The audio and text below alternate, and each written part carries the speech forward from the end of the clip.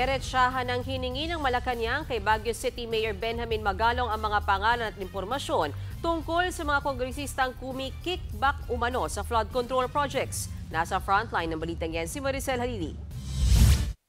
Hawak daw mismo ni Baguio City Mayor Benjamin Magalong ang mga impormasyon tungkol sa mga kongresistang kumi-kickback sa flood control projects. Ito ang ibinunyag ng alkalde sa panayam sa kanya ng programang Failon at DJ Chacha sa True FM. Marami na ring nakikipag-ugnayan sa akin para magbigay ng information. Kailangan pa ng evaluation.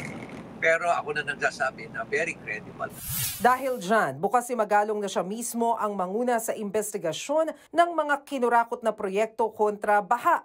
Pero sabi ng palasyo, hindi na yan kailangan. Sa halip, pangalanan na lang daw ni Magalong kung sino ang mga nangungulimbat na kongresista.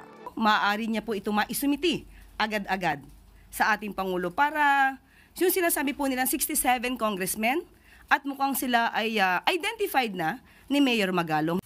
Ayon sa palasyo, nagbigay na ng mekanismo si PBBM kung ano ang mangyayari sa investigasyon. Kaya kung ano man daw ang detalyeng hawak ni Magalong ay maiging sabihin niya na mismo kay Pangulong Marcos.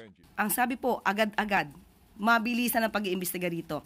Lahat na makakalap niyong dokumento, lahat na makakalap ninyong mga facts, data, ibigay na agad sa Pangulo. Katulad ng sinasabi nga ni Mayor Magalong, ibigay niyo na yung pangalan ng 67 congressmen. Para kung kinakailangan makasuhan, kasuhan na po.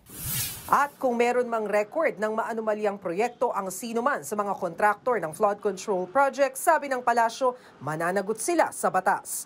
Nagbabalita mula sa Frontline, Maricel Halili, News 5. Mga kapatid, Mean Los Baños po, huwag magpahuli sa mga balita at impormasyong dapat ninyong malaman.